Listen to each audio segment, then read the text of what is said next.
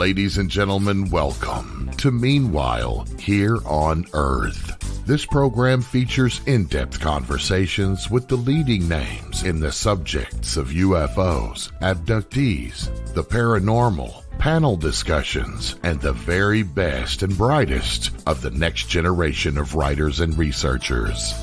Meanwhile Here on Earth, the show breaking new ground in alternative talk with your intrepid host, veteran investigative writer and researcher, Peter Robbins.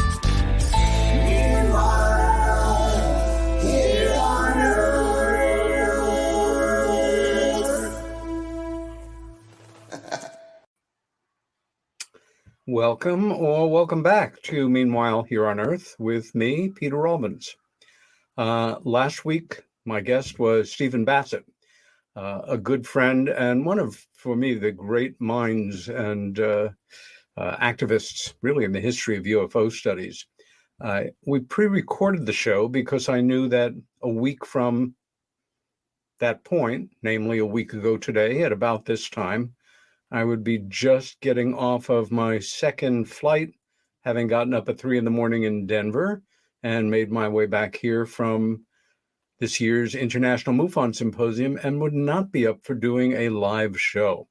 And very briefly, before we get rolling with tonight's guest, I just wanted to say congratulations, Mutual UFO Network, a very well-produced and well-attended symposium this year with a lot of great speakers, and very nice to see so many colleagues, old friends, make some new friends together again at a live event here in America.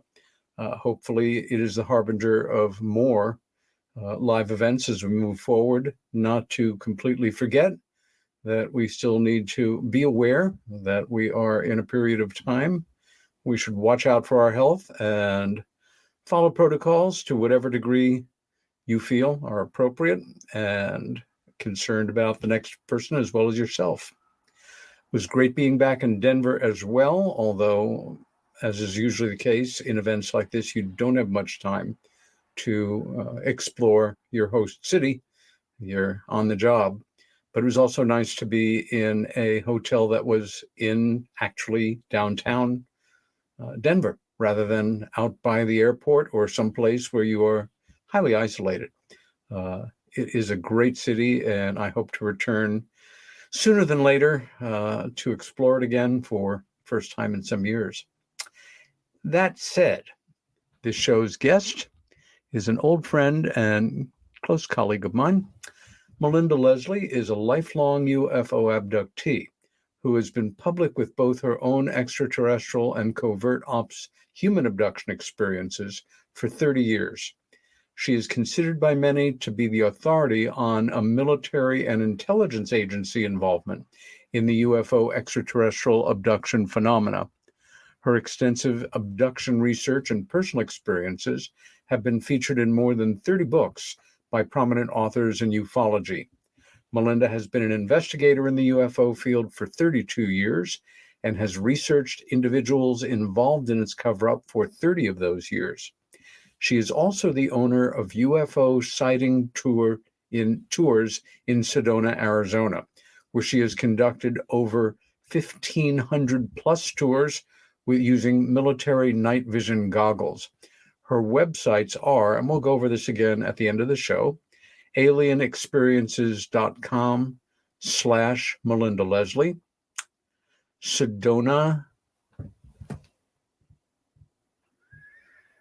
wagesstore.com/Melinda, SedonaWageStore.com, and that's for UFO tours, and SedonaWageStore.com ET Contact, SuperSoldierSummit.com as well. And with that, welcome, Melinda, to Meanwhile Here on Earth. Hi there. Hi, Peter. Thank you so much for having me. I'm so excited to be here. I'll just tell everyone, those websites are not correct. So let me just make it super easy. Please. The website is, and I don't know if our person helping KJRA can change it down under the, above the video or whatever. But the website is UFO Sighting Tours, tours with an S. So UFO Sighting Tours.com. That's it. And that's all my information is there. Wonderful and much easier. Yes. You and I had the great fun of reconnecting in corporeal three-dimensional form only a week ago. Yes. In Denver for the first time in years. And how good to see you again. And what was your impression of the symposium? Oh, it was, well, first off, I want to say, Peter, it was so good to see you. It had been quite a number of years. Peter and I have become great friends on Facebook and Twitter and whatnot, but being able to, see each other in person has been many years. So it was really, really great to see you. The conference was amazing. The folks with Colorado MUFON and Marquetta with the office did it, MUFON office did an amazing job. And no, it was really, really well done and really fun. And it was, for newer people out there, because I know you and I are sharing this a lot on Facebook and Twitter and whatnot. And without conferences going on for a while, we have this whole batch of what I'll say are younger people, at least, Peter, younger, not you and me, right? Easy enough. Yeah, in all fairness, but that crowd on Facebook and Twitter, particularly the Twitter crowd, haven't been to conferences, or very few of them. I know Joe Merger's been to conferences and a few others, but it's like, you guys go to the conferences. Nothing replaces meeting up with people in person. Yes, there's the lectures, but it's like the dinners and the meetings and the conversations in the hallways and almost become more important than the lectures. Sometimes they do. So I cannot recommend enough. Go. You'll feel like you're part of your tribe, part of your community, like-minded, and you'll get to put faces to the names. I'm so glad we're doing conferences again. I miss them so much. Yeah, and you brought up some very good points. Number one, between MUFON and the Sheraton Hotel itself, it was really, really well produced. Yes. And the space that we had for the conference was phenomenal. I mean, it was thousands of square feet. The other thing is, especially if you've not attended events like this, I think one tends to think that the speakers are, like movie stars housed in their trailers, except when they come out to give their presentations and then, slink back with their sunglasses on, no autographs, please, and, bring my little sandwiches to my dressing room. Everybody, even the best known people, are amazingly accessible and right there to talk with, to ask questions from. It is a place where new friendships are made, where old friendships are deepened, and and it's really important part of it for me, because any field of highly specialized study can be kind of cloistering, and individuals can, at periods of time, certainly take themselves overly seriously. And this is a serious field, but life is about having fun too. That's right. And a lot of fun was had. And it was great to see people connecting deep into the evening, just sitting and having conversations over drinks and joking and having a good time, as well as sharing information, learning stuff, hearing the latest presentations from well-known, better-known, and up-and-coming presenters in the field. So bravo, MUFON, they did a great job. Well, for the 3 or 4 days you're at a conference, it's a party the entire time. There are parties that happen. People are meeting up in the restaurants and in the bar, this was at a beautiful Sheraton, like you said, and had a beautiful lobby in the hotel where people kept meeting up. And there were parties going on in people's rooms, long story there, but, it's really, really fun. And like you said, you're interfacing with the speakers all the time. You're having food and drink and conversation with them everything from in the hallways and lobby and restaurants to, and so you really get to know them. Again, I miss the conferences. There's no replacing them. I recommend to all the new people in the field, I'll go ahead and say International UFO Congress is coming up in Phoenix in October. Look it up online, International UFO Congress, and be there. Karen Brard, who produces that, does an amazing job. It's going to be a phenomenal conference. Yeah. I'm not sure who the lineup is, but you guys, it's almost like it does. Yes, of course it matters who's speaking, but it almost matters more that everyone will be attending. Encourage, particularly the younger crowd, encourage your friends and people on Twitter and whatnot to be there, because it is, again, meeting everyone in person, getting to sit, getting that interaction. There's no replacement for it. I would even add to that, because there are so many more conferences in the Southwest and the West than there are here in the East and the Northeast. And we have a terrific one coming up Labor Day weekend. I'm very proud to be a co-founder of it. It's the Exeter, New Hampshire UFO Festival and Conference. And that will be over that full Labor Day weekend coming up in early September. And among our speakers this year, besides myself, will be Kathleen Marden. Wonderful. It will be a rare but very welcome appearance for the very distinguished Pulitzer Prize-winning journalist Ralph Blumenthal, whose biography of Dr. John Mack is absolutely must-reading for anybody in the field. So that would be, again, Exeter UFO Festival and Conference. Google it and go get them. So to begin with, you have such a long and highly specialized involvement in the field of UFO studies, but you also, separate from it and part of it, run this very special company out of beautiful Sedona, Arizona, where you take people on tours. And we're going to get to that later, but I wanted to start at the beginning to some degree. Where were you born, Melinda? Oh, God. Well, I was born in Southern California. Technically, the hospital was in Santa Monica, California, and I grew up living in the Palos Verdes area.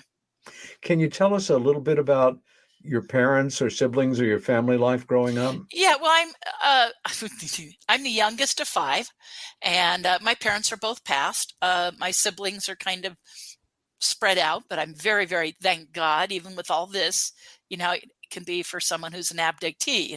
I'm extremely close to my family, thank God. And I'm very blessed by that. Grew up, your basic Southern California lifestyle, beach community,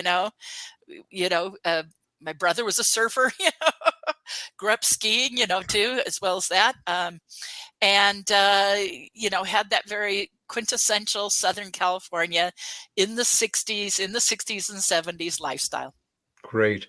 I'm imagining that when you were growing up, elementary school, junior high school level, you were not aiming for a career in the world of UFO studies.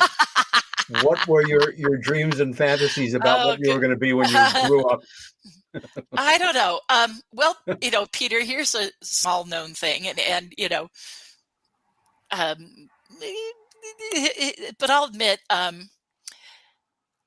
I, as a kid, wanted to do modeling, because I did some of that starting at a very young age up until I was in my early 20s.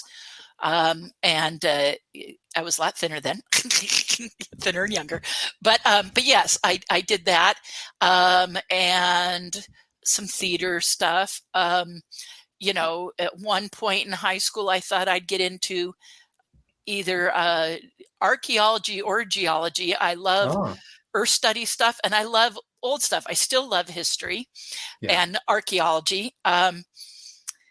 But I just wasn't serious enough about the sciences and whatnot. And I wasn't serious about it. I ended up going from high school to Orange Coast College, where my major was kind of dance. And so that's another thing I always did my whole life. And just out of high school and into college, I was interviewing at Disneyland and became a dancer at Disneyland. So these are little things not that many people know about me. People know me a long time know, but I danced at Disneyland for about 6 years in various shows and parades. And And there you go. And then got Great. office jobs. And then I just kept doing office work till I fell into ufology. Now, at a certain age, did you have a pronounced awareness that something was different about your life and childhood than other kids, or was it Yes. kind of subliminal and you came to understand it later? Can you tell us a little about how you began to, become aware of these unusual experiences and what actually they were? Sure. Well, there's kind of two stories running side to side, if you will, about Hmm. that. One is I was always psychic, okay, and came to terms with that when I was in high school. Boyfriend and I met a psychic teacher, started going classes in her house, which even through college, because I remained in Southern California, I remained in classes with her for about 7 years. And we were doing all forms of psychic, paranormal, work then. And so that was kind of, and a fair amount of what you would call metaphysics and spirituality and everything spiritual. I was studying alternative religions, and I was brought up very Catholic. I always say I never really left it. I just added to it. I added a lot to it. I like how you laugh. That's perfect. And that kind of was my focus, and I did that on the side. Aside from those other things I talked about, this was always on the side. I had an interest in paranormal, metaphysical things as a little kid, but didn't really start studying, researching, reading till I was, like I said, in high school. And then ever since, I am a reader here at the Center for New Age in Sedona. And I always did it on the side till I moved here 11 years ago. But then, because everyone wants to know probably the UFO thing, and I know you were getting there, is in 1989, one of my kind of, paranormal metaphysical friends, who had a big interest in Native American studies, fell onto what was then Billy Goodman's The Happening radio program being broadcast out of Las Vegas. And they were having Native American elders on, which is someone she worked with, and she worked in a law office, turned her on to the show. She was listening to it for about 2 weeks with Native American elders. And then all of a sudden, the storyline changed, and they had veteran researcher John Lear on, who's now no longer with us, Sure. passed recently, John Lear on, talking about what we now know as the Bob Lazar story. And this was 1989, and it was the breaking of all that. And she was listening to this and said, now I was having abductions my whole life, but at this point did not know it, okay? As is often the case, as Yes. you well know, with abductees. And she fell onto this, and they were talking about going out to Highway 375 in the Nevada desert, Area 51, and having sightings. And a number of researchers were on who had been out there with Lear and Lazar. And she said, she turned me on to it on like a Tuesday night or maybe Monday night. On a Tuesday night, this was September of 89, or last week of August, maybe. Anyways, she said, she turned me on to the show. I started listening. They said, anyone who wants to go out there, people were calling in saying, where do we go on Highway 375?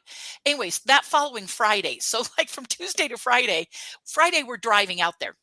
And that's how fast that happened. So I went out to Area 51, had amazing sightings. And there was a big group of people out there. There were 40 or 50 of us out there at the time seeing this.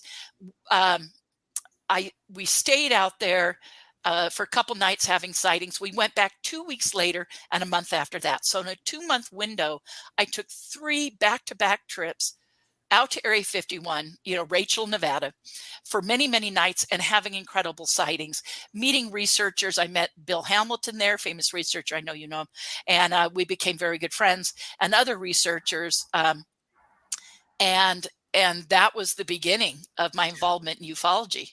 Let me jump in and ask you kind of follow-up question. Number one, Did you feel then, not that we really were aware of what would become known as drone technology, or do you feel now that some of the phenomena, at least that you were seeing, was us rather than them? Um, no, back then, and I'll tell you why. We were seeing things absolutely defy physics, as I or anybody with me had understandings of, and researchers out there. We saw stuff, for instance, even our first night out there was a cloud coverage of probably about a ceiling of about 10 or 12,000 feet. These objects popped out of the clouds, popped out of the clouds, shot off sideways, shot off sideways, shot off sideways, you know, and or dropped, stopped, and then would do the infamous falling leaf pattern. Do that on camera. There we go. Falling leaf pattern, and drop down to the base. They'd shoot up from the base, stop, go off at an angle, shoot through the clouds. I'm like going, I don't think in '89 we had mastered the reverse engineering at that point to do that. Yeah, that's pretty classic. Yeah, and then one night we had a big craft, well, 2 nights, long story short, but one of those nights, a big craft that came, circled around us, came up behind us where we were on Highway 375, there's mountains behind us, came over us, and I was out there with a group of people. It was a particularly cold night. We were really bundled up. So that wasn't in September. That was like, a year later. So we're really bundled up. And coming over us is this object lit up blue, comes over almost like it had headlights on it, but no sound. So we're going, we don't think that's a plane. That's a big object, completely soundless, lit up so bright we couldn't really make out just the distinct shape. But then all of a sudden, it did the weirdest thing. It shot off, like the craft came moving, almost stopped, and then shot like a laser. Not it shot a laser from it, like it took off so fast it was a streak in the sky. And then that streak disappeared. And it was real interesting, Peter. There was like a point that showed up, went like, okay, here's the craft, right? Sends out this laser, this beam, okay, goes zoop, and then it was like the beam went out, stopped, and then the other end caught up with it. So it went zoop, zoop, like that, and disappeared. And then there were sparkles in the air, like falling all over the place, like we were seeing the results of a plasma or field effect breaking up to see all this stuff shimmering down. And it happened so fast, the whole thing. And we were like, what did we just see? But something taking off so fast, it looks like a streak and instantly disappearing and then leaving a field effect behind it. Again, I don't think we had anything doing that back then. No, what a real life changer. And I'm real curious to know, again, about what time of night was this and about how many people were together experiencing this? Well, different, because I went out there many times in a row with different groups, and we'd get out there and there'd be other people out there. Sure. That first time there were easily 40 or 50 people. I didn't do an exact count, but easily at least that, maybe more. Actually, I think about probably more like 60 or 70, and then the crowd, as we remained out there, dwindled down. And then like that time that we saw that thing zip off, it was just myself and 3 friends. So it was just the 4 of us that time. I've seen structured craft out there like that time, but we couldn't really make out the shape. But one time, a daytime sighting out there of a huge giant disc, like a big silver pancake in the sky from a distance, because we first saw it at a distance and we were in our car and we gunned it to get closer. We had gotten off 375 onto 93. And so Ash Springs area, if you've ever been out there, and we gunned it and we got closer, and that's we could see it was like a big flat big disc, but at a distance it looked, it's about 3 or 4 inches long at arm's length, and it looked like a sword blade hanging in the sky, like a saber sword blade reflecting the sunlight. And we gunned it to get closer. Unfortunately, did not get a picture of it. There was kind of an argument in the car about pull over to get a picture, no, speed up, and we sped up, and unfortunately we didn't get a picture, but it was just an amazing structured craft sighting. And so, and Peter, having all those sightings on all those trips, the first 3 trips and then subsequent ones, but let's start with those first three trips in September and October of 89, mostly. First one might have been last week of August. But those three back-to-back trips, having sightings every night, including structure craft, was like inserting a key and turning it, because I started to have memories come forward of abduction experiences, childhood, young child, teenage and adult abduction experiences. And I thought I was losing my mind. Someone in the field recommended a therapist to me, and I started the whole investigation process to say, am I going crazy? And of course, I worked with that As therapist, we know, this late is Dr. an Deborah Troncalli. extremely common pattern that we see with folks. And Peter, just because I know you have such a past connection to Bud Hopkins, and closely associated with him, that Dr. Deborah Troncalli was an associate of his, and I too became friends with Bud initially through Deborah Troncalli, and then conferences and events and whatnot too. Absolutely. With the therapist that you worked with, was it kind of talk, recall, or at a certain point, did you do any regressive hypnosis? Oh, sure. Yeah. Well, I always say I remember about 80% of my experiences, 80% of the time. That's pretty accurate. I had a lot of memory. And then I started, not only was it recalling the past experiences that those sightings caused me to start to recall, very vividly, like a couple of experiences when I was very young as a child. My grandmother had a place in, of all places, Landers, California, where out near where Giant Rock, the Integratron, all that is. But she lived out there in the middle of nowhere where her little house was. And I had experiences while staying at that little house of my grandmother's. But those memories were coming forward. But then I started to have new current experiences. So in late 89, early 90, I was having new current things. And then I had roommates in 1990 who witnessed things going on with me, And so not only was it past memories, I had new memories, I was having conscious memory. And yes, I got regressive hypnosis for the parts that were blocked or missing, to help fill in the details, But again, to stress that once the memories started to return, and it is a natural process that not only can I relate to, I lived it. For just the one event that I had as a child, the overwhelmingly unambiguous sighting I had with my sister Helen, that I was able to repress for so many years, and then it released. And she never forgot. And of course, there's an area in the middle where, like you say, having the experiences you had out with those people in 89 near Area 51, that is a life-changing event and can certainly be a trigger. So to distinguish here, because we're about to go into two areas of study, the classic abduction experience, usually identified with beings that we've come to call grays, or another type, but those are the ones that are most prevalent. And then this whole area of military UFO abduction experiences where the military is either mimicking the other intelligences modus operandi and the reasoning behind that, but staying for the moment with the experiences with other intelligences. Can you give us an example of what you remember of interfacing with beings that were not us? It's so much, Peter. I've had, I'm one of those Just lifelong abductees. I'm a lifelong abductee. I've had many, many experiences. I've even been taken with other people. Okay, just some quick highlights.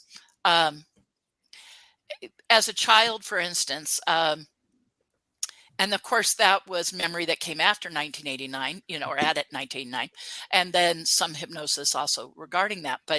But I remembered being put down for a nap at the age 5 at my grandmother's place in the desert. Everyone went into town to go do something.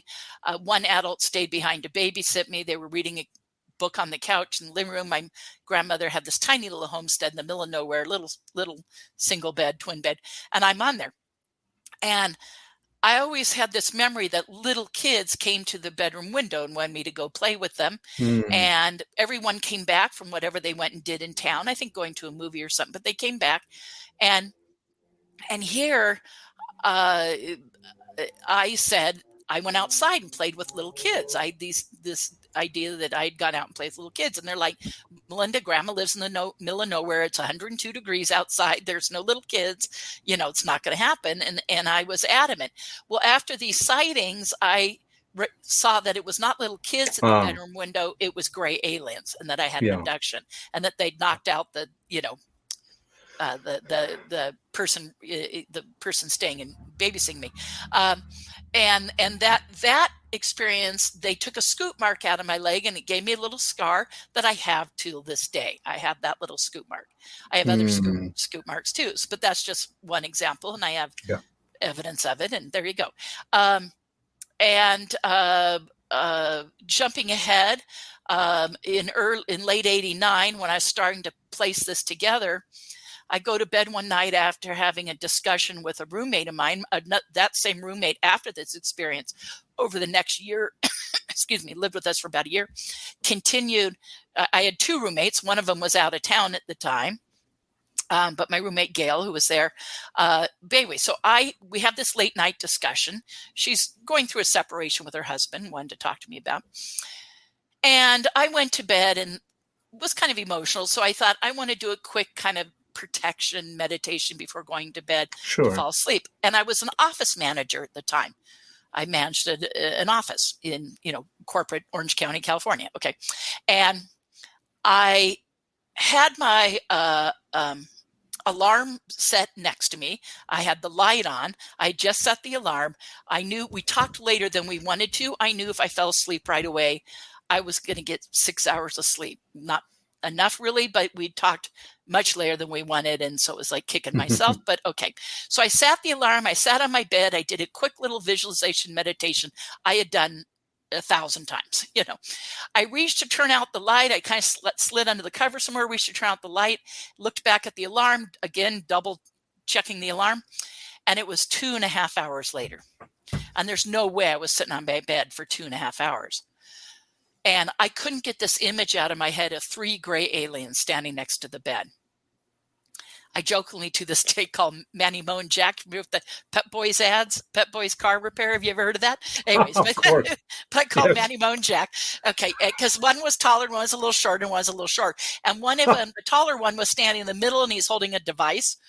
And it kind of, a device in his hands. And I said, and I thought, this is nuts. Whatever, you got to get to sleep right away. You can't even think about this right now. So I turned off the light, crawled under the covers, fell asleep. When my alarm goes off, it's like less than 4 hours later, waking the dead, and and I crawl into work, get through the day. I come home, and Gail and my roommate were both cooking dinner in the kitchen. She said, "What happened to you last night?" I said, "What do you mean?" And she said, "Well, after we went to bed," she said she couldn't sleep. So she kept hearing, we lived in a 2-story townhouse in Tustin, California, and she kept going downstairs. Okay. Check on noise. She kept coming up and saw I had a big gap under my door at the time. At one time, there must have been very plush carpeting. At this time, it was like Berber, so a big gap. And she saw my light on in my room. So she knocks on my door. No answer. Knocks on my door. No answer. Pounds on my door. No answer. And now she's afraid something's happened to me. It's like 3 a.m. She's pounding on my door. I already, bitched before going to bed that I had to get to sleep right away. And she goes in my room. I'm not there. Okay. So she witnesses I'm gone during my missing time. Then she goes back in her room. And at first she only told me that part of the story. Then we have dinner or whatever that night. And eventually she says, and she thought I was agitated, so she didn't say more. And then she said, you look like you've calmed down. There's more. And I go, what do you mean more? She said, after I went in your room and went back into my room, sat on my bed reading, she said, I also went downstairs. You weren't anywhere downstairs. I went outside. You weren't outside. Your car was right outside the front door, parked in a carport. So she knew I hadn't gone anywhere. And she goes, I'm sitting in my room. And she said, there was she left the door to the hallway open, hoping that she was going to hear me come in the front door downstairs and go home any moment. And she's all ready to say, where have you been? What's going on? And she said, Melinda, there was a flash of light in the hallway. She looks expecting to see me, like maybe I'd flip the switch really quick or something. And stepping out, she's fully conscious, sitting on her bed, stepping out of the hallway into her room is a gray alien. And she later painted a picture of it. And I ran into her years later and she showed me the picture, which I didn't know until then that she had painted. But she said it looked right at her. It turned. After going in my room, she had closed the door. She said it went through your closed door like a knife through butter, as if there wasn't a door there. And so here she went in my room during my missing time and saw an alien fully conscious in the hallway. Gosh. She had a 14-year-old daughter. She's going through separation with her husband, going towards divorce. The 14-year-old daughter, who normally would with dad, came to stay with her for about 3 or 4 months with us. When the 14-year-old was there, the 14-year-old eventually left. And I was told she misses her dad, misses her friends in school. So she was there for like 3 months. She needs to get back to her studies. Yeah. Well, years later, when I ran into Gail, she said Angie was her daughter. She goes, why do you think Angie left? And I said, well, she missed her dad and would need to get back to school. And she said, no, that's the story we gave you. Angie was so freaked out by witnessing what was happening to me regularly. The 14-year-old, including a military abduction. And they said they were awoken during the night by military men shouting orders at me and me crying and pleading with them, no, no, no. You know. Before we go further into that aspect of the story, to the best of your knowledge, did Gail have any pre-existing interest in the subject or any knowledge of it or any involvement? Or no, I would say a metaphysical spiritual interest maybe, but other than that, no. And Angie being only 14 had no clue, you know. Sure. Although Angie was very, very bright, very exceptional student, and ended up at like age 15 starting her own business that was successful, you know. So but Angie moved out because both my ET and military experiences were scaring them so much. And Gail didn't tell me that till years later. Not at that time. That's not why we thought she left. You know, this is as good an example, multiply witnessed, of a being taken event as any. Again, the partial memories, the fact that your roommate searched for you and you were not there. Yeah. You were nowhere to be found. You didn't go driving off in some trance. Mm-hmm. Your car was there. Mm-hmm. You're in a townhouse. It's the middle of the night. That's right. And she also sees a being in the hallway, which had to be one of the great shocks of her life, I would imagine. Oh, yeah. I mean, she just said, what is that? And she was fully awake and conscious. And she was, you know, bless her, you know, she was instantly concerned for me, like what's happening to Melinda. Luckily for me at that time, you asked about her previous interest. I will tell you this. Because this was in late 89. She had read just a couple of years prior, Communion by Whitley Strieber, which had made the New York Times, you know, bestseller list. And she had read that. And so she ended up asking me the next day after she told me about it. She goes, are you familiar with this book by this guy, you know, and she tried to remember the name and stuff, but I knew. Now at that point, I had not read it. I was familiar with it, but had not read it. I actually had someone, I worked in a bookstore that had it briefly, and I had someone try to give it to me. And I actually refused it because I just thought it was the dumbest thing ever. Now I realized it was the image on the cover and that what the book was about. I had picked it up in the bookstore, looked at it. It so freaked me out that even though I had someone try to give me it, I refused it. Of course, now I own it and have read it. But back then, but and I'm very good friends with Whitley. I've even told him this story, but we're very, very good friends. So at that time, though, she said, are you having experiences like that guy who wrote that book? I said, I don't know. She goes, Melinda, I'm here to tell you, you're having experiences like the guy that wrote that book. Wow. Yeah. And I've had other witnessed experiences, Peter. I guess blessed is a weird way to put it, but I'm blessed that I've had other witnesses. It's nice to know Yeah. you're not losing your mind and that they're verified by independent human beings Well, with no angle or axe to I grind. always say evidence is a double-edged sword. It cuts both ways. It's like, yay, I have evidence. I have proof that this is happening to me. On the other hand, it's like, damn it, this is happening to me. And that's compounded with the MILAB events, the covert human involvement events. To just add a thought there, that is an unforgettable moment in my life where this memory returns after more than 14 years out of nowhere and comes roaring back into my life, literally like a freight train in my head, a tape loop that won't stop, thinking I have to be going crazy. There must be something wrong with me mentally, because how could anybody forget what was the most profoundly unforgettable moment of their life? Again, for me, it was a sighting, but a very dramatic one. And I really had to calm myself down, pull myself together, and think through what I was going to do next. And ultimately, of course, the answer was right there. My sister Helen lived only a mile or so north of me. I was in New York's Chinatown. She was in the East Village. But before I called her, I realized the one thing I shouldn't do is just say, I just remembered this thing from childhood, and blurt it out. Yes. Because then I wouldn't really know. She'd say yes or no, and I wouldn't really know. So I set the scene. And she cut me off mid-sentence and said, stop, I know what you're talking about. Yes. Then confirmed everything that I consciously remembered. And with one exception, she wasn't sure it was 5 or 6 objects, which we worked out really quickly the next day, because when we got off the phone, I did my first UFO-related painting, painted 6. But when she came over, when I showed it to her, I had my hand over one of them and took it away. And both of us agreed it had to be an odd number because it was a V shape. Anyway, in that moment, and I will never forget it, that split screen reality of, oh my God, it's real. Oh my God. Yeah, it's real. And that's right. You and I have both documented that. Yes. Whew. Anyway, exactly. We have a bunch of images, and I don't know if you want to start showing them right now, but do you want to give us some background on how you began to come aware of and began to study this separate parallel phenomena of, Sure. if I understand it correctly, the American military, or obviously a very classified it's branch. Worldwide. It's worldwide. I can tell you that from my research.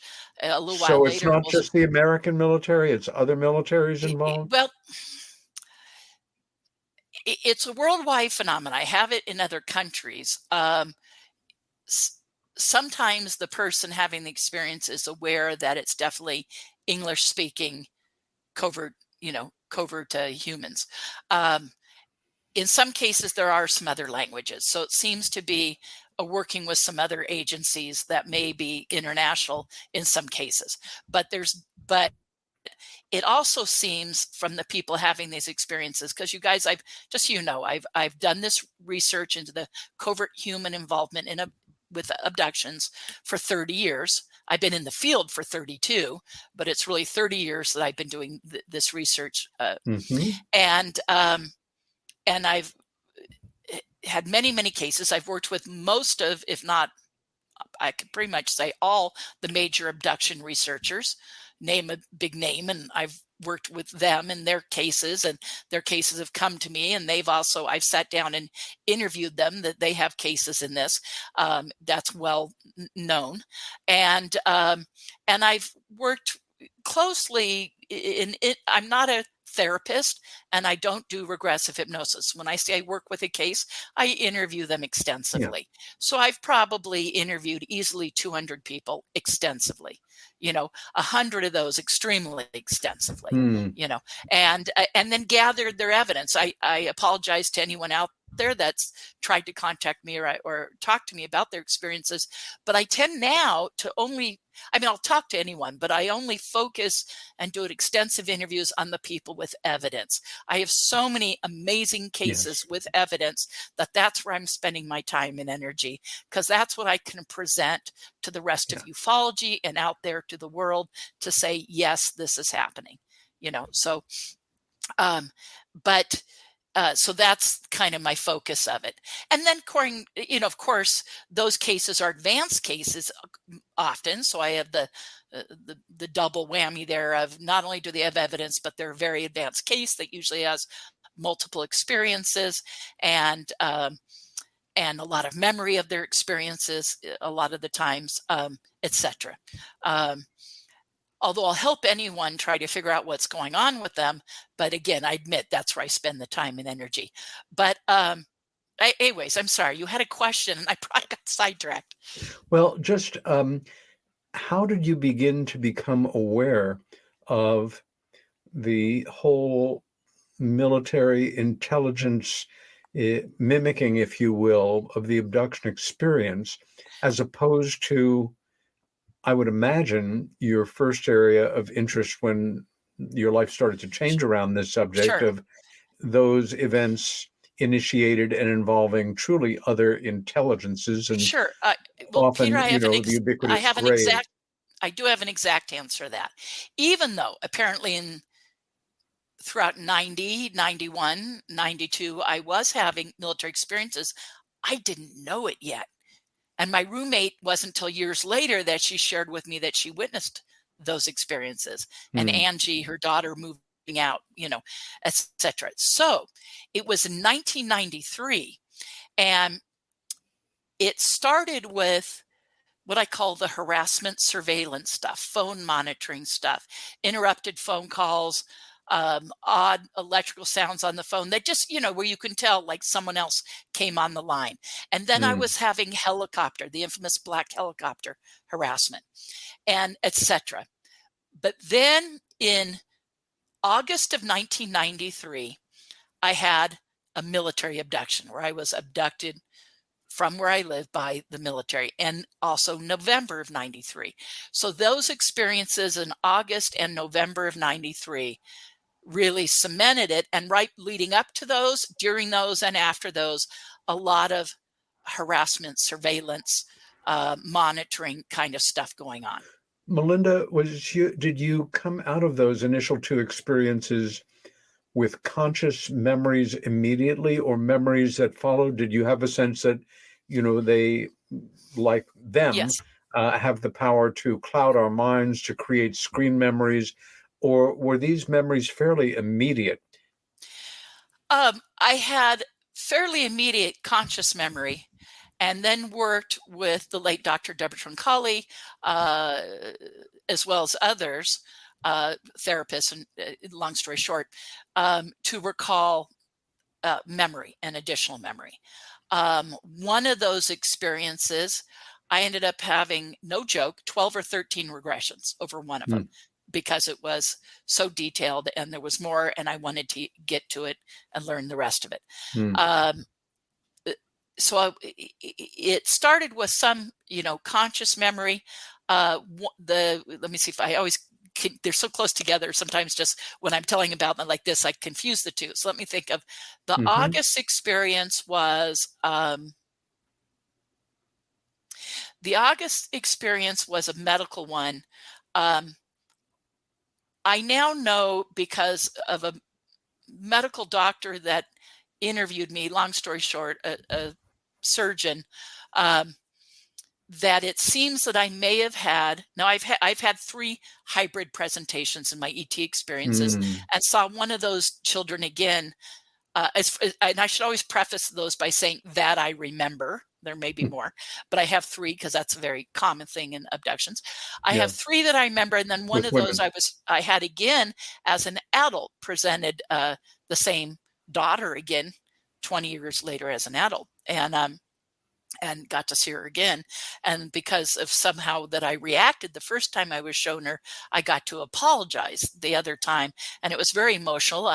Yvonne, I had major missing time. I had physical evidence on my body. I had new scars and a scoop mark that appeared after that event. And Yvonne Smith did the regressive hypnosis for me of that event. Sure. And you can even ask her, I was extremely emotional in the recall, getting to apologize 20 years later to a hybrid child I had a negative reaction to in a previous experience was extremely, emotional, let's just say. Okay, so on the side, though, that's why the only reason I brought that up is to say, going back to that August 93 military experience, I now have reason to believe I may have had a hybrid fetus that was not formed, or my pregnancy was not taking, something was wrong, and that the military in that case were doing basically an abortion on me to remove the malformed hybrid fetus.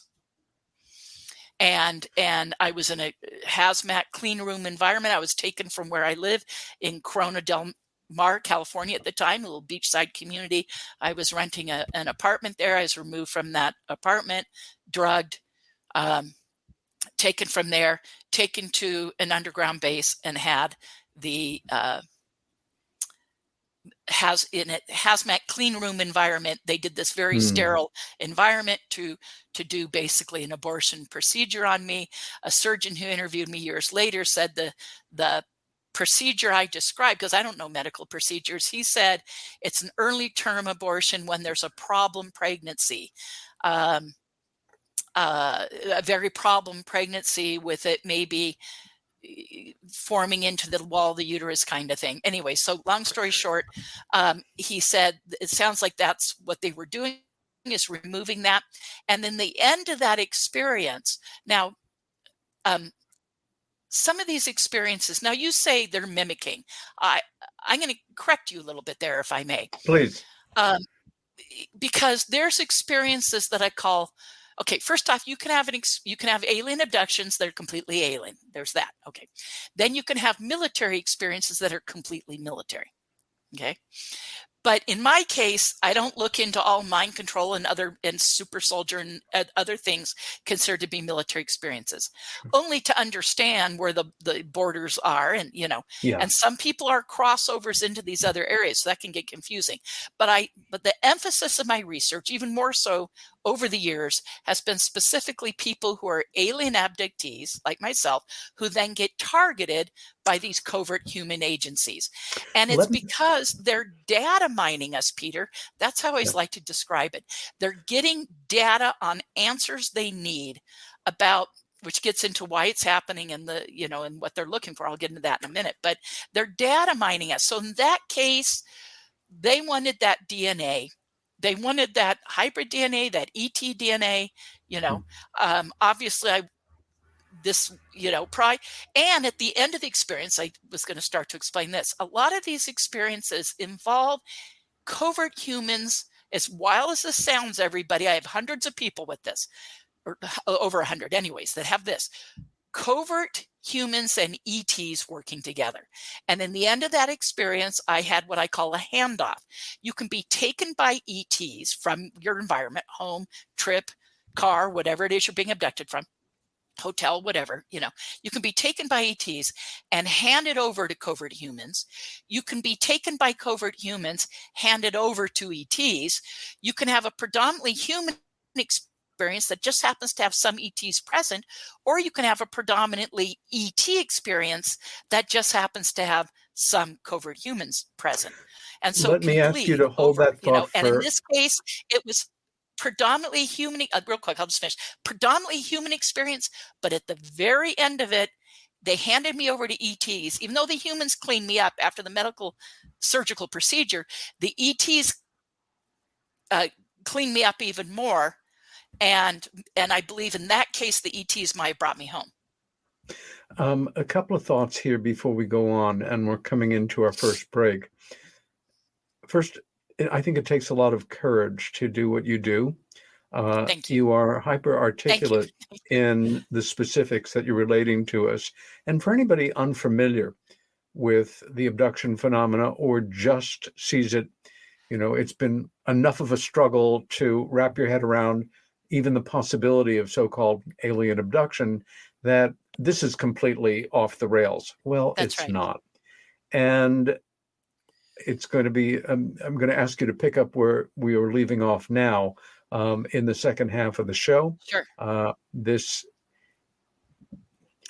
one last thought again is what you just said about removing that hybrid fetus. That sounds to some people like the wildest science fiction possible, but what you say makes perfect sense to me from my decades of study, and it just is so logical. But at the same time, for somebody who is not familiar with the whole subject, the literature, the reality, it's so crazy sounding that it essentially is its own cover story. Well, of course, that's madness. Even the possibility that other intelligence abduct people. Now you're really taking. No, this is part of it, folks. That's right. And I can help people wrap their head around it, Peter, by explaining it like this. And if alien abductions, I've said this for 30 years. For 30 years of doing this research, if alien abductions are real, of course they are. You worked with Bud, John Mack, the evidence is overwhelming, et cetera, et cetera. And literally, I have to ask you to hold that sentence. Okay. Because we're going to go to break. When we come back, I will finish that sentence. There we go. I know you will. We can get into pictures. This is Peter Robbins with my guest, Melinda Leslie. You're watching or listening to Meanwhile Here on Earth. Back in a few minutes.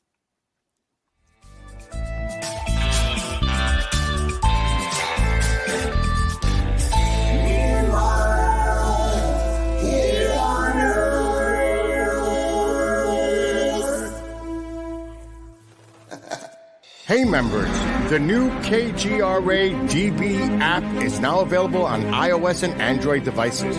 Gain on-demand access to any KGRA DB programming. Download any show directly to your mobile device to listen or watch on the go. Go to the App Store and search KGRA DB. Scrolling all day, time can disappear. Wanna make it count? Why not volunteer? Posting pics of your food, that takes up time. Time, you got time to binge all of season 9, though it got so bad. Time, you got time. We're gonna grow back and be the same browse you had. Just a few hours to keep families from harm. Help us end home fires, but sound the alarm. Volunteer for a day to install free smoke alarms in your community. Discover the Observation Deck, a one-of-a-kind virtual event platform that takes video conferencing to the next level by using avatars to navigate a campus. There's so many areas and activities to choose from. There's a 1,000-seat auditorium, an expo hall, a nightclub, and even a beach. So come attend a conference, take a class, or hear a lecture on the incredible Observation Deck campus. Go to theobservationdk.com. You're listening to the KGRA Digital Broadcasting Network. We provide unparalleled coverage of trending news in the world of ufology, cryptozoology, and paranormal phenomenon. Whether you're watching our video live stream or listening to one of our audio programs, you are getting the best from world-renowned researchers and hosts, guiding you through topics the mainstream won't touch. Miss one of your favorite programs? No problem. Head over to the members area at kgradb.com for access to our massive library of award-winning content. Make contact, stay connected. Only at kgradb.com.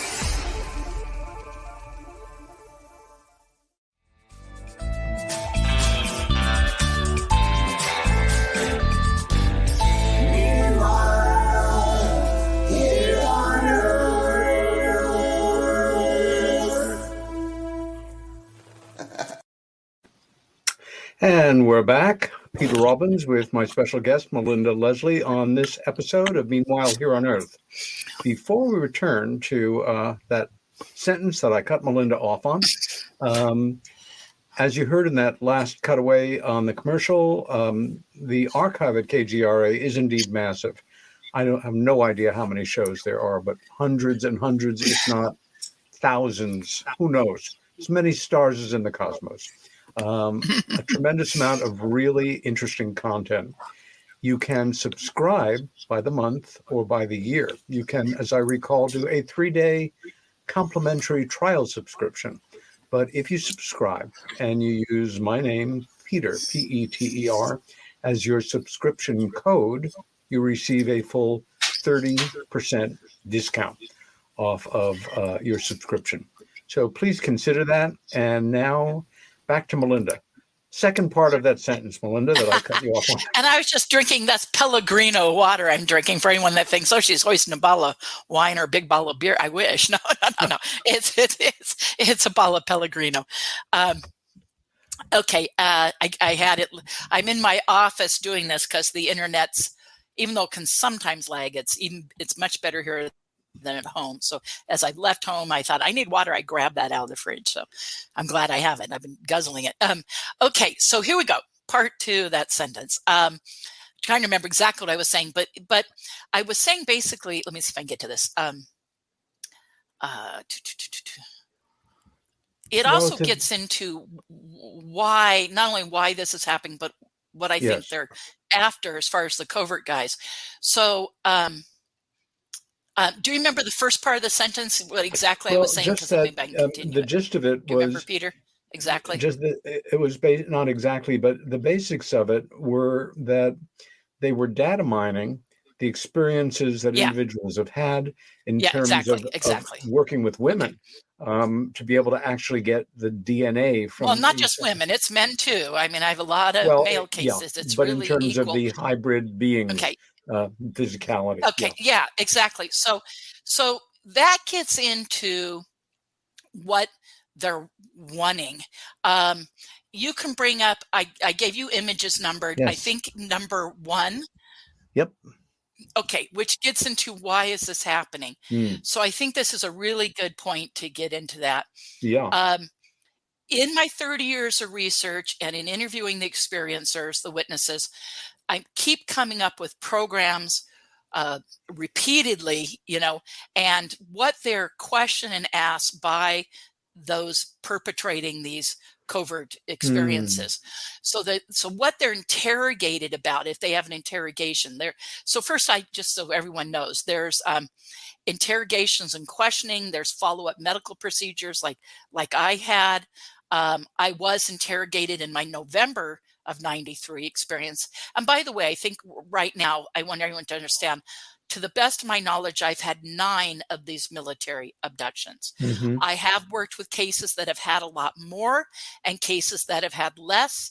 I always say there's like a curve. In a moment, we'll get into that slide, and I'll show you this curve of understanding, and my experiences are somewhere right in the middle of that curve. But I've worked with cases that are much more advanced cases than me, and I've worked with people who have just had the basics in the beginning. So, but here's what, in an interrogation scene, this is what the covert folks seem to want to know. They want to know ET motives and agenda. Okay, that makes perfect logical sense. Sure. That they really want to know what. So when you say data mining, or I said data mining, what I mean is they're using us as an intelligence resource and looking for certain data to answers they have, unanswered questions, or information they're needing. A lot of it is also regarding the technology. I'll get to that in just a minute. But these things come up consistently. And the number one thing people get, so I kind of have these actually in order to the frequency they come up, is ET motives and agenda. The abductee gets questioned about that. They get asked about that. It seems like these covert people really are trying to understand what are the motives and agenda of the ETs, or as experiencers, abductees, contactees, what do we know? Do we have a sense of what that is? Have the ET told us? Have we figured something out from our experiences? So it's what we know, and maybe directly if we received information from the ETs. Then the next one is ET and abductee genetics.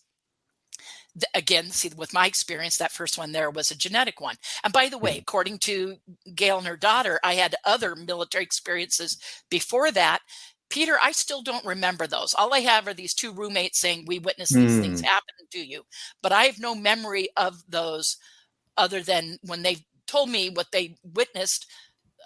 Maybe it spurred a little bit of memory of guys in my room or something, but I would need regressions over those because I do not remember. I'm blocked.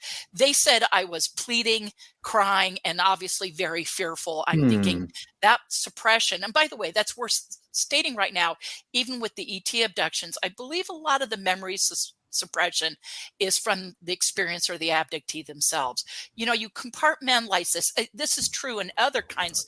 I'm not a therapist, but from knowing people that are and hearing them explain this to me, my understanding is it's well understood in psychotherapy that people wall off traumatic events. They can bury and repress the memory of trauma, and you know, because you have to get on with life. So how do you deal with it so it doesn't constantly affect you? Is, well, you kind of basically don't deal with it, or you compartmentalize it, you separate it out, you know. Otherwise it would, I do know abductees whose lives have been so highly impacted by their extraterrestrial experiences. I almost said the A word, aliens. I try not to, extraterrestrial experiences. And those that have had the covert experiences, that it really has almost destroyed their lives. But a lot of people move on. And so those abductees, those contactees who are able to integrate it, or if they've had trauma, are able to get on with their life and push it away, push it back. I understand that's a natural coping mechanism. It may even be a healing mechanism. So, and then of course the ETs are known to repress memory. I think there's a lot of evidence in the experiences to suggest that also happens. No question. When they do the mind stare, they stare in someone's eyes, cause them to affect. They calm you down and do stuff by wiping your forehead. So these things are common in the experiences. But in the covert experiences, there's the use of fear, drugs, hypnosis, intimidation, you know, and good old-fashioned mind control practices. I'll get to that in just a second. So going back to ET and abductee genetics, have you been affected or changed genetically? Do you have hybrids? Are you a hybrid? Those kind of things. Okay. And then the third one, ET and abductee psi abilities. That's the paranormal abilities. They're wanting to master that. Do you remote view? Do you do psychokinesis, affect matter with your mind? Do you do telepathy? Et cetera, et cetera. So they're very and they're looking for super performers. Some people get recruited into these covert groups if they're super performers in these areas. You know, I do know a few, and there's some well-known stories and people who talk about that part of their experience. Of course, the fourth is the development and practice of mind control, as I was just saying. So not only are they using you and doing mind control on you to repress your memory of the experience, but they're often using what they practice on you to maybe develop it further. We're kind of become lab rats in the experience, unfortunately. But okay, and then the last, but maybe the most important, is the mental interface and psi operation of ET technology. Well, I would say everything regarding the technology. So for instance, they're interrogating you. Have you flown or navigated a ship? If you have flown, navigated a ship, or worked any controls on board an ET craft, how did you do it? Okay. Grant Cameron is often talking about, and he's actually writing a book about people flying ships. That's exactly what the covert guys are interested in. There's a mental interface, a psi component to operating the technology. It's paranormal in nature, if you will, psychic in nature, or consciousness is probably a better way to put it. Consciousness, you know, control the technology.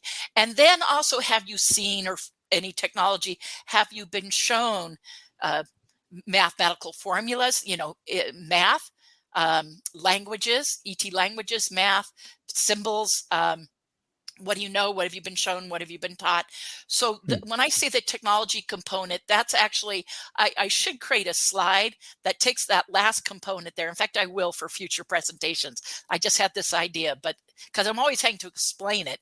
And I thought when I do future presentations, after that, I'll have a slide that says under the technology, here's the subcategories of technology, whether they're asking if you've flown, navigate, or operate ship, whether they've asked you about the side component, whether they've asked you, have you sat at a computer, whether they've asked you about mathematical formulas, like I said, languages, procedural things, weapons, that kind of stuff, propulsion systems, those kind of things. So abductees get questioned and asked about those.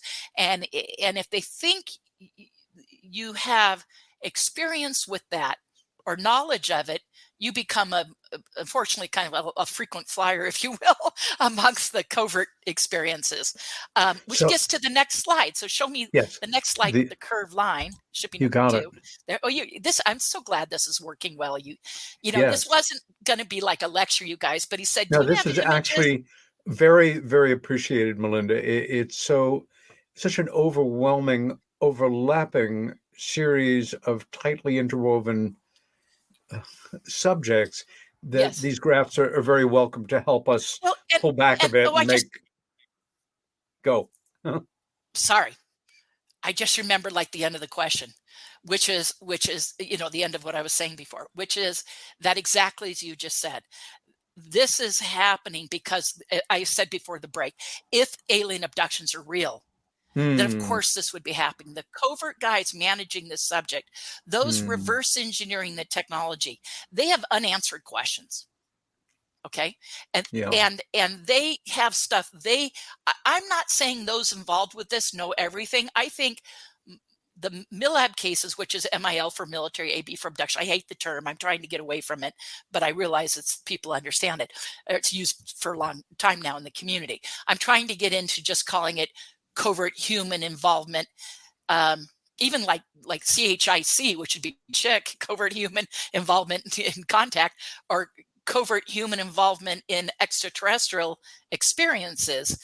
So that's what cheetah or something. Anyways, we'll come up with a name. But I'm trying to get away from that overuse of a military term because it's so much broader than just the military. It gets into covert human agencies, even private industry and whatnot. So in these experiences, but it's because they're lacking pieces of information.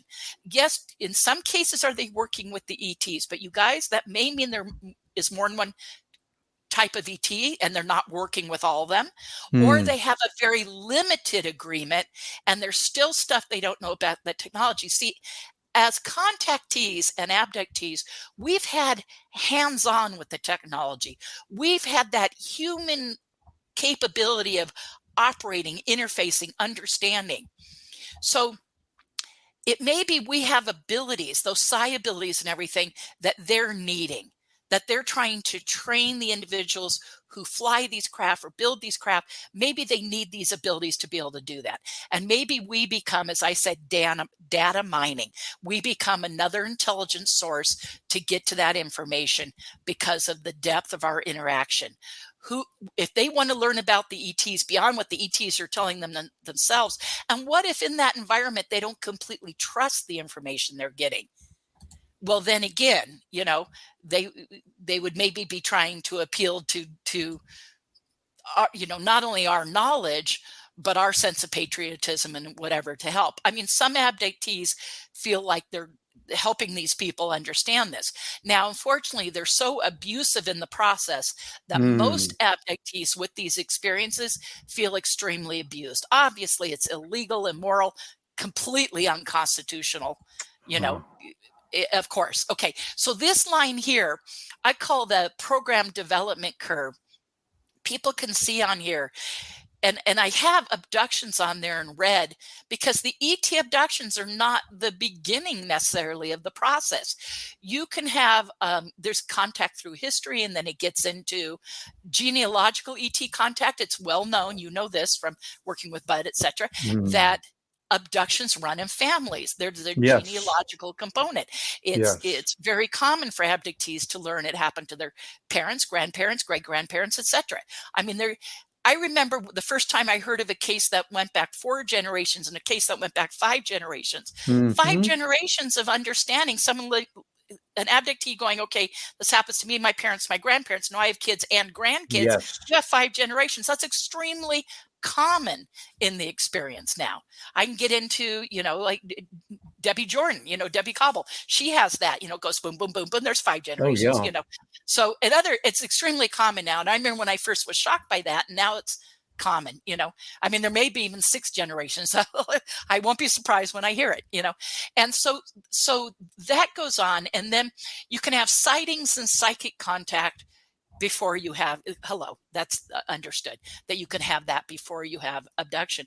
And then from there, then comes the covert involvement of like threats and warnings, phone calls, surveillance, harassment. You can see the lines go up here. I'm going to start skipping them just to save time. You can go into seeing aliens with the military. You can have the traditional MIB kind of experiences. Those get into the harassment, threats and warning stuff. You can be re-abducted for medical purposes, like I shared about my own experience. I have many cases like that. You can be used in as an ET liaison. There's many cases of people being used in a communication role with the ETs. If you're able to and very comfortable communicating with the ETs, the covert guys might put you in a situation to do that. Some people actually get recruited into those kind of programs. The book Above Black gets into that. He is an alien abductee, and he's get put in a role and he wrote about it. I know you know who I'm talking about. I'm forgetting his name right now. It'll come to me. I'm just pulling a blank.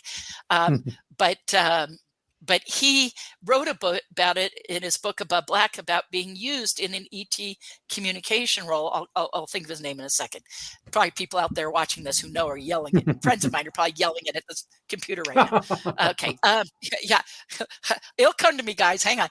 Okay. And then you can be recruited into basically military space travel stuff, what we call as a secret space program kind of stuff. Being used, like I said, side jobs recruitment for your psi abilities, ET communicator, like I said. You can become a perpetrator of these experiences. I have a couple cases of guys who then became found themselves being involved in picking up another abductee. Now, I know of 1 or 2 cases where the people did this willingly, okay? And then I know some people that it was against their will, under mind control or duress, and hated that they were involved in perpetrating this, on someone else. And then it can repeat. So everyone can see that line. Then it can repeat anywhere along that line. Now, my experiences stop in about the mid-range. I've seen aliens with the military. I've been medical research, interrogation, life manipulation, et cetera, et cetera. So I've had a bunch of those, but that's where I stop. But I have cases that go all the way up that line. And then I, of course, have cases of people who have less stuff than me. If I can jump in, ask 2 questions. Sure. For some people, myself included to a degree, I can follow along. I can accept basic possibilities or actualities. And other ones, they challenge me at a higher level. The idea of, I'm making an agreement in a previous life that I will do such and such. Well, I'm not talking about past life agreement here. I'm talking about in these experiences. So I'm not getting into past life agreement here. Yeah, that's a whole nother subject. And that would be a whole nother discussion. I think with the ET experiences that exist, and maybe even with covert ones, I mean, everything, if you have an understanding of energy and spirituality, everything is karma. So you can say everything is connected and everything has a connection to some past lives in some cases, but that would be a whole nother philosophical discussion. But in this case, when I say they've agreed, I meant in the experiences they agreed, or under duress, under extreme mind control, they were used. Yeah. So Got it. in Okay. some cases, some guys were like, yeah, I want to be a part of it. I'll learn. And in other cases, they were like, I hate that I'm part of this. I even had one guy whose family had a connection to a congressman and used that connection through his family. I don't know if it was a family member or just a close friend of the family's, but there was a close connection. And he used that connection to get himself out of the program. And he won't talk about it or go public because he's afraid, scared to death that if he mentions anything, they'll take that as it's an Sure. okay to use him again. And he doesn't want to be used. It got very abusive. And so he worked to get out of the program. Well, number one, thank you for that clarification. Sure. Number two, before I ask you my question, one of the things you said before talking about the generational aspect of this, and going back to the origins of abduction research really in the later 70s, because Bud was certainly a pioneer of this, and his publication of his book, Missing Time, in 1981 was a real game changer in the world of UFO studies and the beginning of an appreciation of, as David Jacobs once said, we were focused on the cars and not the drivers, Yes. which kind of says it. The original thought was, if something like this happened to you, Yes. it would be as rare as getting hit by lightning. And surely if it happened to you, it was never going to happen again.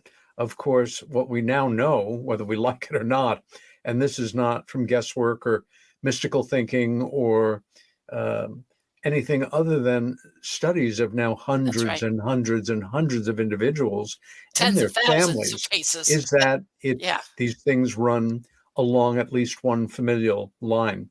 And more than, well, it was close to 40 years ago that I first met Deb White Cabell when she came to New York to work with Bud. He had already visited her and her family. And I remember seeing that particular scar on her leg.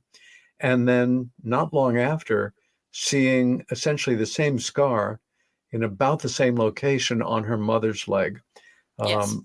Also in that period of time when I was working for Bud, there were times that I was either responding to the initial mail or doing an intake interview in person or over the phone.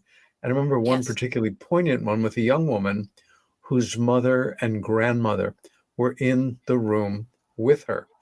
And just the three of them, terribly concerned. We all have had these experiences.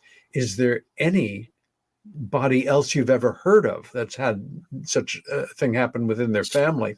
Sure. And by that time, we did have that data and had dealt with a number of cases of three generations at that point, and just said yes, and heard her yell back to her mom and grandmother, very excitedly and in a positive, it does happen. It is real.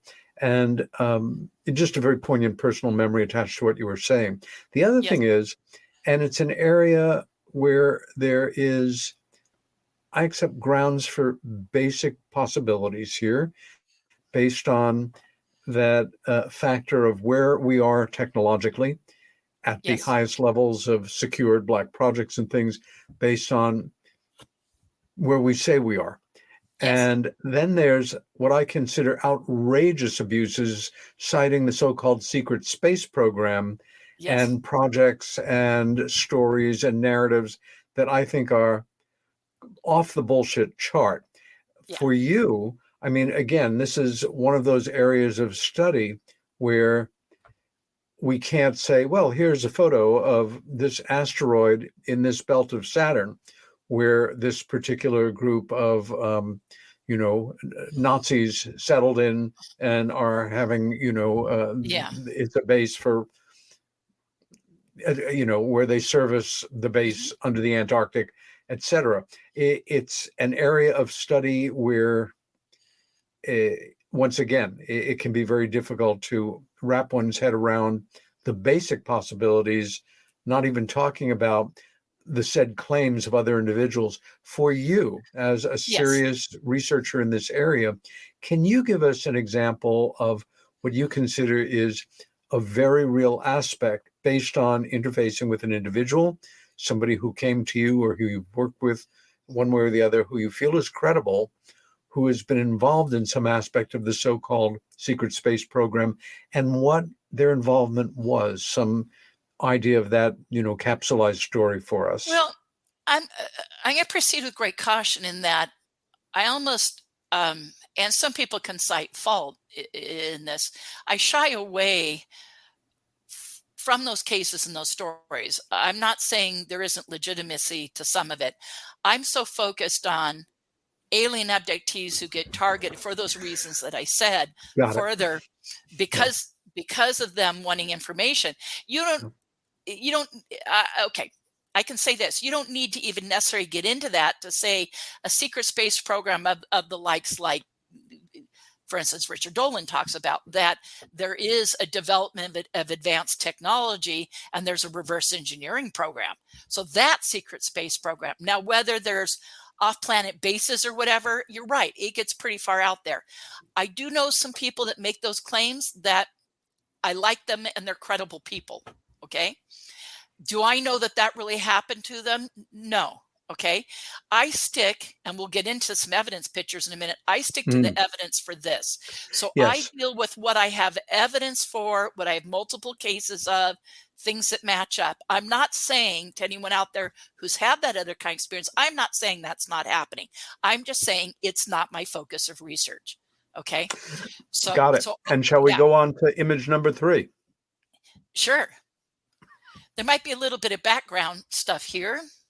Okay, this is, I was stopped with 2 friends on a mountain highway in 1990. So this is part of my discovering I'm having experiences. This was an alien abduction, and an artist friend of mine drew that for me. We were on a road trip going on a mountain highway. The craft was parked on the road. Basically, it was bigger than that. I'll say wedding cake, like layered. I don't want to go into detail about that, but that's just a picture I have of one of my early experiences that an artist did. And you can go to the next one. Okay. Next drawing. And that's just the same artist drawing that experience. My friend Stephen Mike and I stopped. Now, in this case, I have had, again, to say it's a blessing or not is that double-edged sword, but I've been taken with other people a number of times in what are called group or mass abductions. I was part of the Hotel del Coronado experience, with at least 15 of us taken from the Hotel del Coronado in San Diego, California. It's a case investigated by both Preston Dennett and Yvonne Smith, and extensively by Yvonne. She wrote a book called Coronado about it, and each case has a different chapter. I'm one of the chapters in her book. But my research or experiences have now been, oh my God, Peter, my research and experiences have now, I'm losing track, are in at least 30 books. God. Now, people ask me and say, "Oh, can I quote you? Can I use you this, that?" Or there's 3 books that I actually wrote chapters for. I've not written my own book yet, but once I've written chapters for. But anyways, this experience is just, again, Stephen, Mike, and I. That time we were taken from the car. We had missing time, all sorts of physical evidence, and they went to take sperm from Mike and figured out he had had a vasectomy. And the ETs were questioning him about that, and they took ovum from me and Steve. They were doing something else with. Anyways, that's that experience. Next picture. Yep, and that is. And this, since I mentioned the Coronado event, this is my drawing. You guys, I worked really, really, really hard on this. I'm not an artist, but I worked my ass off on making this drawing for Yvonne to use in her book. And that's my drawing of that mass abduction that happened. And there's short grays, there's elder grays, the one staying next to me on the bottom left-hand corner there, the wrinkled forehead and sunken cheeks. And then there's, as you can see, mantis beings there, mantids. I drew 2 of them in there. Yeah. And all the people in that experience remember seeing both types of grays and the mantids. That's all very common. Well, not, I shouldn't say that. Some people in their regressions got to the beings in their hotel room, maybe going on board craft. That's about it. Those that remember being on board craft, a little more detailed on board a ship, they recall these. So I'm amongst those. And I recognized a gentleman there that this happened in 1994. I think it's March, if I remember correctly, of 94 is when this abduction happened. We were all at a conference together at the Hotel del Coronado when this happened. And John, a gentleman that I met years later in Yvonne's support group, when she eventually regressed me, which was in 2010 or 11 for this experience, I said, and I had not been regressed previously, so that was the first time I got regressed. And I, in the regression, said, I see John there, but how can that be? John didn't join CERO, Yvonne's Close Encounter Resource Organization support group, till later. How can I see him there? And anyway, so, and she said, just keep going, just keep going. And when I was all done with the regression, I said, how could I see John there? And she said, Melinda, John was there. I go, what do you mean John was there? She goes, well, he was there at the event and he was part of the thing. And I said, well, I didn't meet him till years later, like become a friend of his. And then she regressed him. She had regressed him once in 94 over this event. And then she regressed him again after regressing me, not telling him anything about my being there. John in his regression saw me there and reacted the same way, like, how can Melinda be there? Fascinating. So both of us saw each other in our regressions. Yeah. How cool is that? So the double verification. We didn't meet till like 2008. And she didn't do our regressions until 2010, 2011, where we both saw each other there in an experience that happened back in 94. Isn't that, it just blows my mind. Okay, going on, next picture. Okay, and then this is my drawing. It's really weird, and it's weird to show it publicly, a drawing. We're drawing myself naked. It's kind of embarrassing. But this is me on an elevator in that first 1993 August experience. Where I was taken to an underground base and then had so go on to the next picture, but that's me on the elevator with a guard. There's more detail, but that's basically. And then this is an artist. This is Bill McDonald, an incredible artist, redrawing that experience for me. I had rough sketches, and that's his drawing of me in the hazmat room when I was going to say, abortion style procedure in a very clean, sterile environment. Yeah, that's that. Okay, next experience, next picture. There you go. That's a scoop mark on my leg. That's after an ET abduction, that when I saw my hybrid daughter, again, as an adult, and Yvonne regressed me over it, that was the big scoop mark on my leg that I had the next day. That's taken the next morning after the experience. Now, let's take a moment here for folks that are not familiar with this. If this is kind of a first for you, it's like, ew, that looks like it might have hurt at one point, or it's a little weird or creepy or whatever. Understand. Very creepy. These marks appear on people as part of many of these abduction experiences. And one of the hallmarks of them is that they literally self-cauterize. We have no cases that I am aware of where it has a normal healing process with a scab, etc. It's not there one day and it is there, the next morning. Exactly. Well, you can tell my leg is that's down on my shin. And this experience happened driving home from visiting California, just outside of Phoenix. I had significant missing time of about 3 hours, and knew that I had just missed a bunch of time because a space of road that should have taken an hour and a half took 4.5 hours. So there's no way that and I had a vague memory of getting off the road in the middle of nowhere onto a little highway, like getting off the freeway, off the 10 freeway. And why would I have done that? So I was coming back from California just before getting to Phoenix. Sure. And why would I have gotten off in the middle of nowhere? And then when I got regressed about that, yes, I'd gotten off in the middle of nowhere, and I had the classic car was pulled over the side of the road. I mean, ship came down over it, beam of blue light, and I was lifted up in the light as if the roof of the car wasn't there.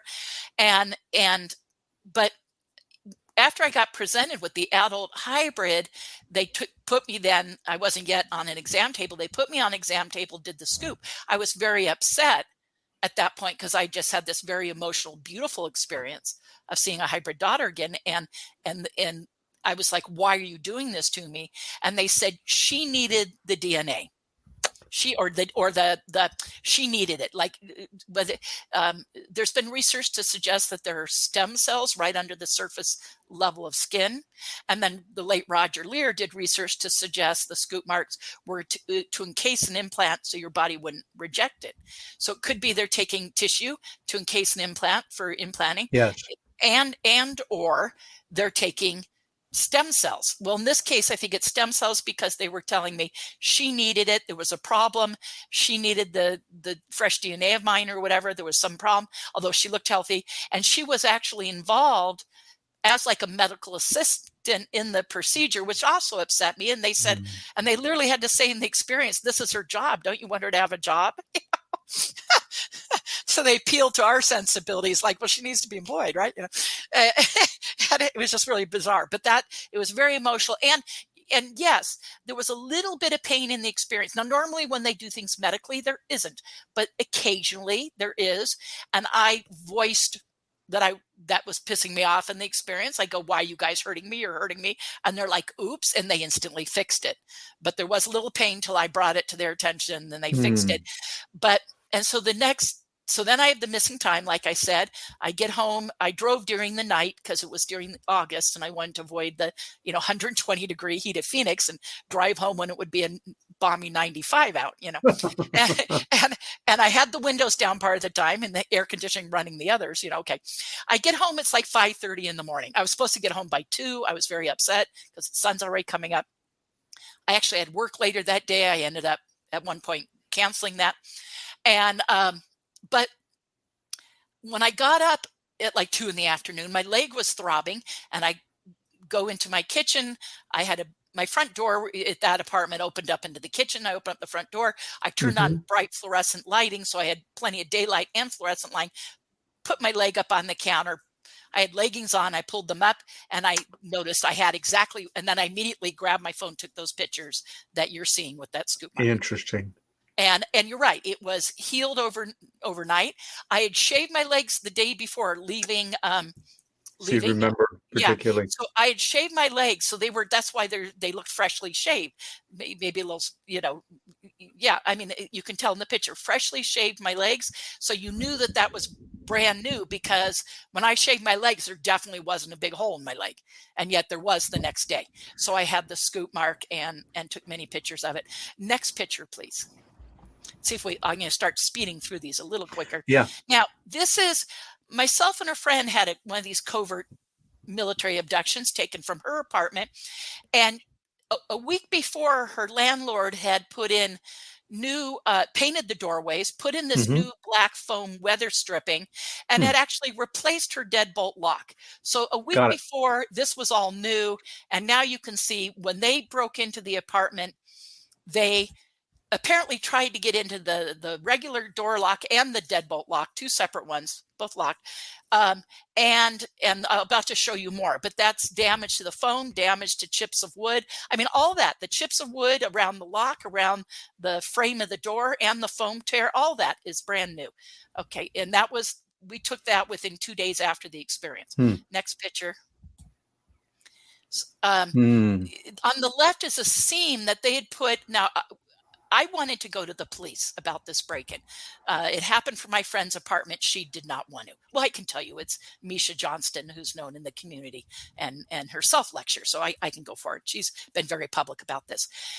We had a friend who's a private investigator look at this, and he said this was a pro. This is the seam of where the door jamb, and the door frame and another part of the frame are glued and nailed and painted together, and they had stuck a crowbar or something in there and had pried the frame loose. How do you get into locks in a deadbolt? Well, apparently if you're a pro, you pry the frame loose, and then with enough force you can push in the door, and they had pried the whole frame loose in this experience.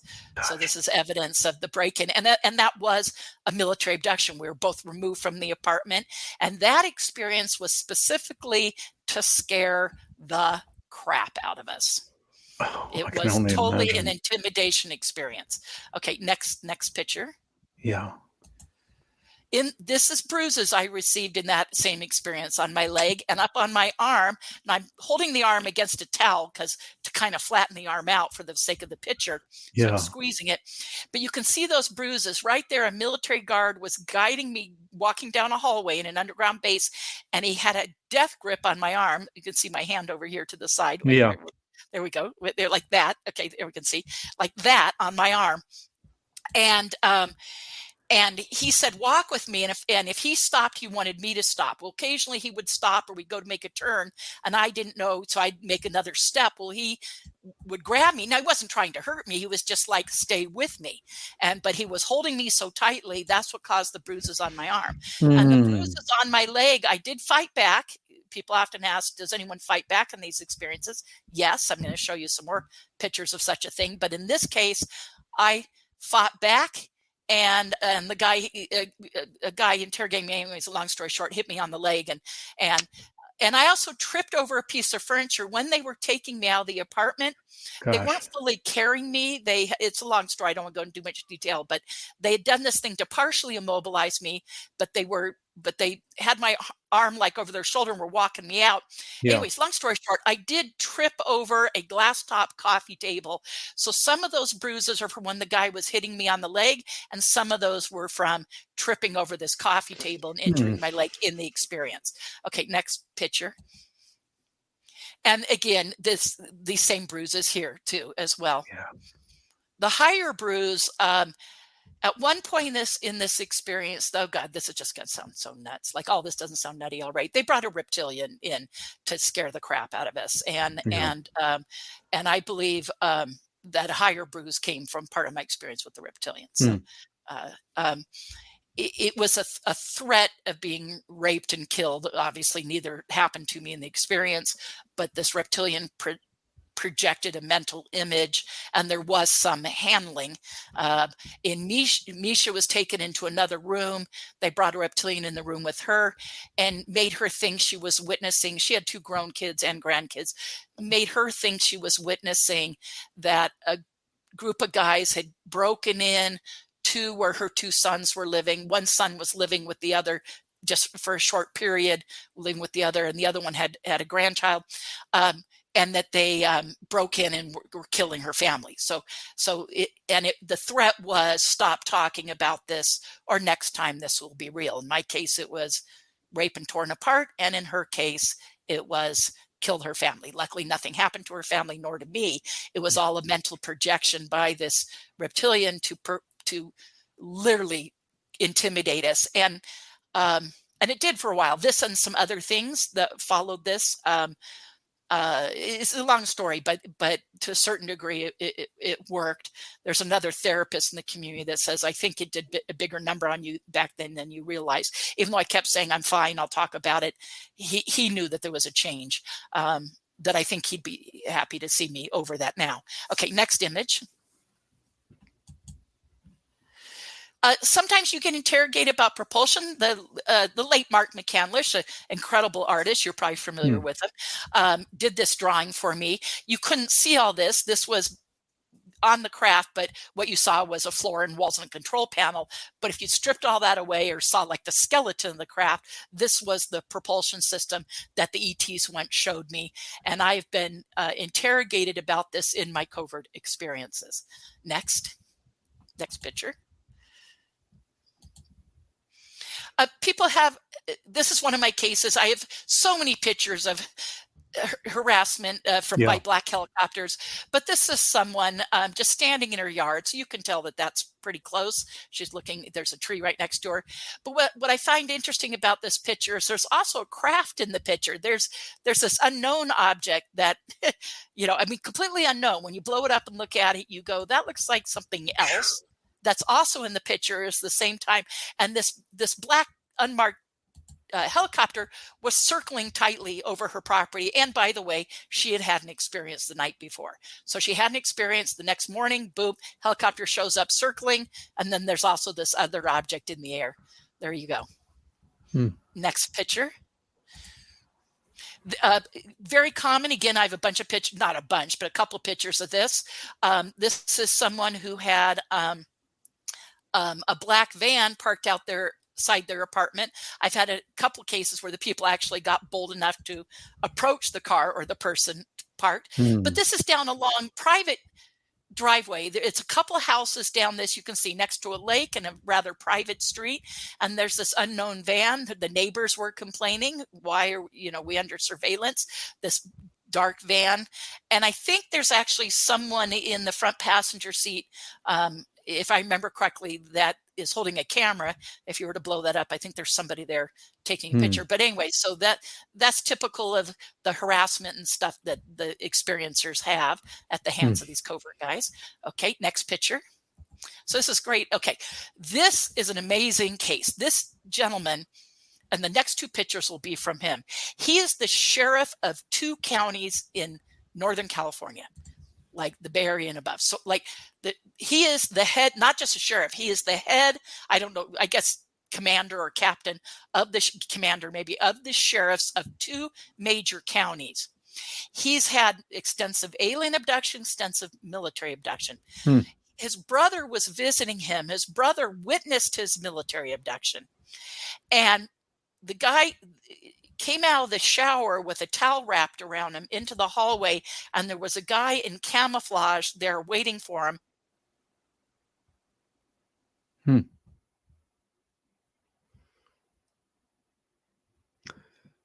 Melinda.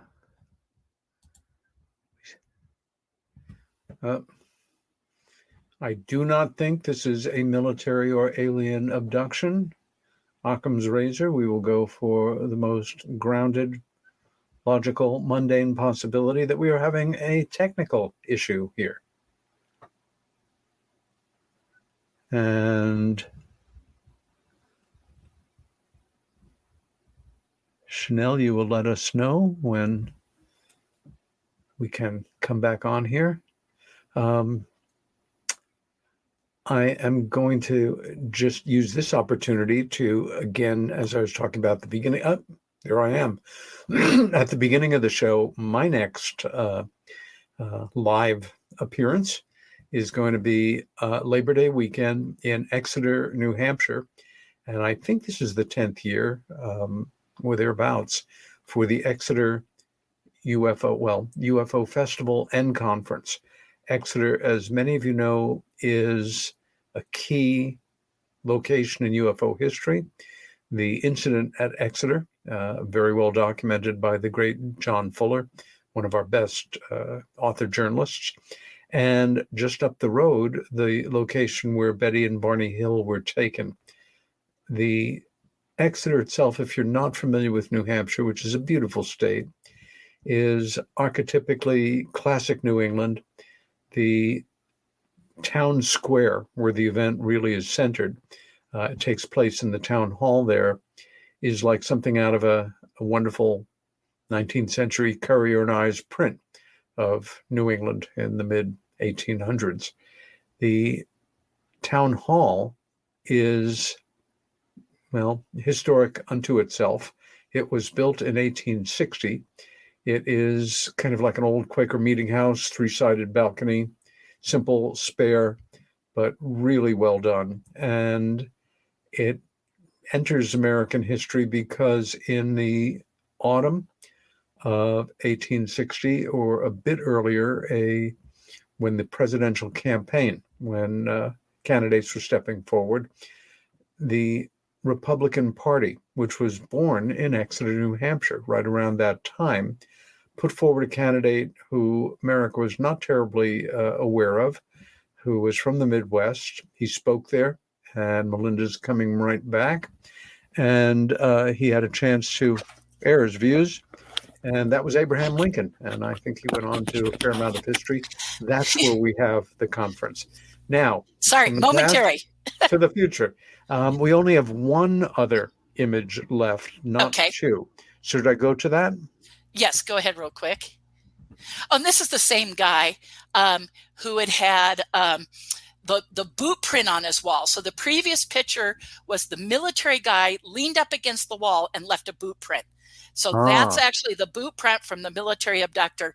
And his brother was there to witness the whole thing. So it's, and then when the brother gets drugged and left on the master bedroom. The brother comes to, sprawled out in the master bedroom on the bed, comes to from the drugs because his brother who got taken, who is the head sheriff of 2 counties, so really credible guy, really credible case, is pounding on a sliding glass door off the master bedroom, not dressed, by the way, maybe just in his boxers, but pounding, trying to get back in, okay? And the other guy comes to and lets him in. They immediately talk about it. The guy who's the head of 2 counties, like I said, in the experience, ended up getting punched in the groin because he had a disagreement with one of the guards in the experience. He developed a hernia. This is the x-ray in the medical report saying blunt force trauma because he got punched by the guard. And now he told the doctor when that he like tripped over furniture or something, but he actually got punched in the groin and developed a hernia by the guard that he had an argument with. I mean, he's the head sheriff of 2 counties. He's not going to take crap from one of these military guys, right? So he's having an argument with him. The guard and a group of people leave the room. When he's by himself, the guard comes back in the room and like sucker punches him. So there you go.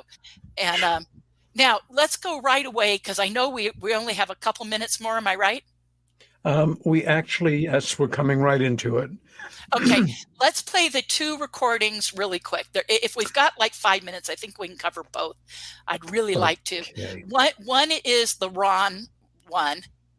Yeah. Well, actually, let's, in case we run out of time, let's do the video one first, which is... Welcome. No, hold it. That's not it. Yeah.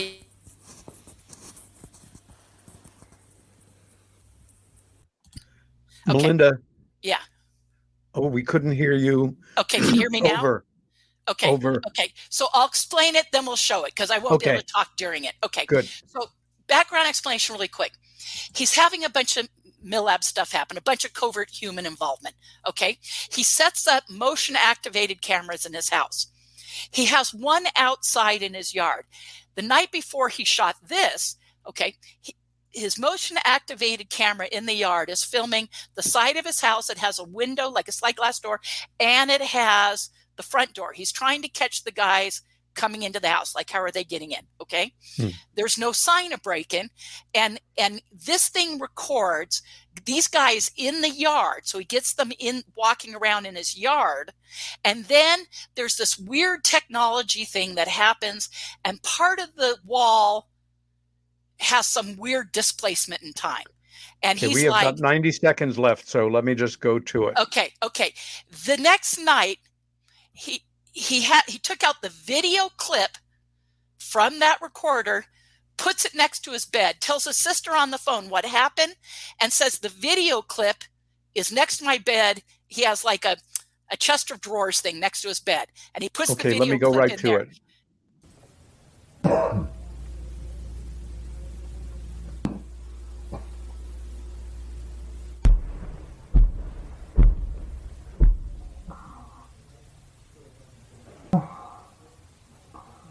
Close that. That's Melinda, not it. Go back to the video. We can't hear you again. Go back to the video. Go back. Not that one. The video. Okay. Again, talk or show the video. We got a minute. I'll say it really quick.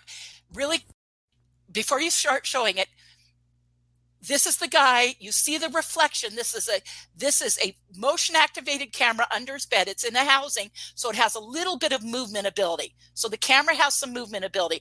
Motion activation goes on. He has a military guy show up in his room. You see the reflection in the fireplace on the wall, fireplace glass.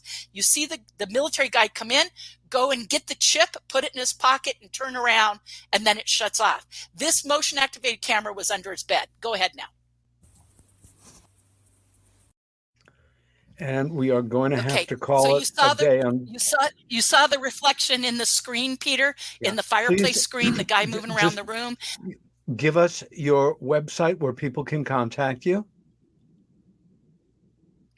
Well, I just want to say real quick, that's amazing evidence. The guy goes, gets the chip, puts it in his pocket, Melinda, walks around the we're room. Out of time. And I've had 2 intelligence guys tell me that those were the shoes he has on are camouflage shoes. Okay. Website is UFO sighting tours tours with an S, plural, UFOsightingtours.com. And that's the website for my tours and information. Although I need to update it, I have now done 1,550 tours. That's how many I've done. Thank you. Again, thank you, Melinda Leslie, for being such a fascinating guest tonight. Next week's guest is author, playwright, novelist, and UFO's leading statistician, Cheryl Costa. If you have enjoyed this show, please tell your friends. See you next week. Stay well, stand up for what you believe in, and be kind to each other. Thank you, Peter.